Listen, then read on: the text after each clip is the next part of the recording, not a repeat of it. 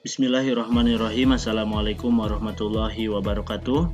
Berjumpa lagi dalam video pembahasan problematika bahasa Indonesia. Pada video kali ini kita akan memfokuskan pembahasan tentang analisis problematika bahasa. Artinya video ini akan memandu rekan-rekan semuanya dalam praktik menganalisis sebuah bahasa ditinjau dari problematika atau penyimpangan berbahasa. Nah, sebelum melaksanakan praktik analisis problematika bahasa, alangkah lebih baiknya kita tahu tentang konsep problematika. Sebenarnya ada dua pengertian dan dua konsep dari problematika. Problematika itu bisa diartikan sebagai penyimpangan bahasa. Nah, di dalam penyebutannya, penyimpangan berbahasa itu ada kesalahan dan ada kekeliruan. Seperti halnya dalam kehidupan kita sehari-hari pun, ketika kita melakukan penyimpangan perilaku, maka itu ada yang disebut dengan itu kesalahan. Ada juga itu hanya kekeliruan. Nah, seperti itu. Begitupun dalam penggunaan bahasa. Ada dua istilah penyebutan untuk penyimpangan bahasa ini. Ada kesalahan, ada kekeliruan. Nah, kesalahan disebabkan oleh faktor kompetensi. Artinya, orang atau siswa memang belum memahami sistem linguistik bahasa yang digunakannya sehingga terjadilah sebuah penyimpangan. Nah, kesalahan ini biasanya terjadi secara konsisten. Artinya terjadi mungkin dalam waktu atau durasi agak lama. Bahkan kesalahan ini akan berlangsung lebih lama lagi apabila tidak segera diperbaiki. Nah, adapun untuk memperbaiki kesalahan ini perlu adanya bimbingan atau tuntunan dari seorang guru atau seorang ahli bahasa, mungkin dengan menggunakan metode latihan penggunaan bahasa, latihan memahami bahasa, kemudian pengajaran, pemberian kembali ilmu pengetahuan tentang bahasa, dan adanya remedial. Nah, yang kedua adalah kekeliruan. Berbeda dengan kesalahan, kekeliruan ini umumnya disebabkan oleh faktor performansi. Artinya, hal ini bisa terjadi karena mungkin keterbatasan dalam mengingat suatu yang menyebabkan kekeliruan ini terjadi pada diri seseorang. Seperti kekeliruan dalam melafalkan bunyi bahasa, kata, atau penyimpanan urutan kata, dan lain sebagainya. Nah, untuk kekeliruan ini, orang tersebut sebenarnya sudah menguasai sistem linguistik, tapi mungkin ada faktor lupa atau ada situasi kondisi yang mendorong terjadinya kesalahan tersebut, dan durasinya untuk kekeliruan ini sifatnya sementara. Artinya setelah dia menyadari kesalahannya, hal itu bisa menjadi sebuah perbaikan untuk kekeliruan tersebut. Nah, perbaikannya itu sendiri bisa dilakukan sebenarnya secara pribadi dengan lebih memusatkan perhatian atau fokus saat menggunakan bahasa itu.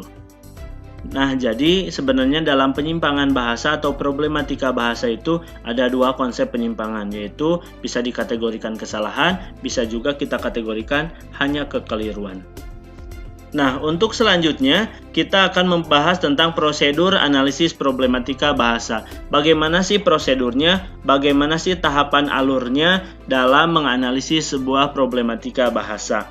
Sebenarnya, tujuan dari analisis problematika bahasa ini adalah untuk mencari data yang akan dijadikan sebuah titik tolak perbaikan bahasa yang selanjutnya dapat mencegah atau mengurangi kesalahan yang mungkin kembali terjadi dilakukan oleh masyarakat atau siswa di sekolah. Sehingga memungkinkan hasil analisis ini bisa menjadi sebuah materi pemahaman baru untuk masyarakat dan siswa, sehingga menjadi gambaran dalam penggunaan bahasa bahwa hal yang kita temukan dalam analisis ini adalah sebuah kesalahan. Nah, adapun untuk prosedurnya saya rangkum menjadi 5 tahapan analisis.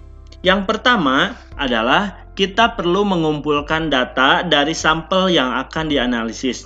Pada tahapan pertama ini, kita perlu menentukan sampel dari penelitian atau dari analisis. Sehingga pada pelaksanaannya, analisis akan fokus pada sampel yang telah kita kumpulkan dan hasilnya pun akan menjadi gambaran dari sampel yang kita tentukan. Yang kedua, setelah menentukan sampel dan data yang akan kita analisis, yaitu selanjutnya mengidentifikasi dan mengklasifikasikan kesalahan. Artinya, kita akan menggali dan memilah-milah kesalahan berdasarkan kategori bahasa. Misalnya, kalau kita analisis dalam fonologi, mana kesalahan penyebutan vokal, konsonan, diftong, dan lain sebagainya. Atau dalam kesalahan-kesalahan yang lain seperti pelafalan, pembentukan kata, penggabungan kata, penyusunan kalimat, dan lain sebagainya. Nah, yang ketiga, menjelaskan kesalahan tersebut. Setelah kita mendapatkan data tentang kesalahan dari sampel yang kita analisis, maka selanjutnya kita perlu menggambarkan letak kesalahan itu. Kemudian, apa penyebab dari kesalahan itu, dan bisa kita memberikan contoh yang benar dari kesalahan itu sehingga jelas itu kesalahan dan mana yang benarnya. Dan yang keempat, setelah itu memprediksi daerah rawan kesalahan. Hal ini diperlukan agar bisa meramalkan atau memprediksi tataran bahasa yang bisa dipelajari oleh masyarakat atau oleh siswa yang mungkin nantinya akan berpotensi mendatangkan kesalahan tersebut. Dan yang kelima, kita mengevaluasi dan mengoreksi kesalahan tersebut.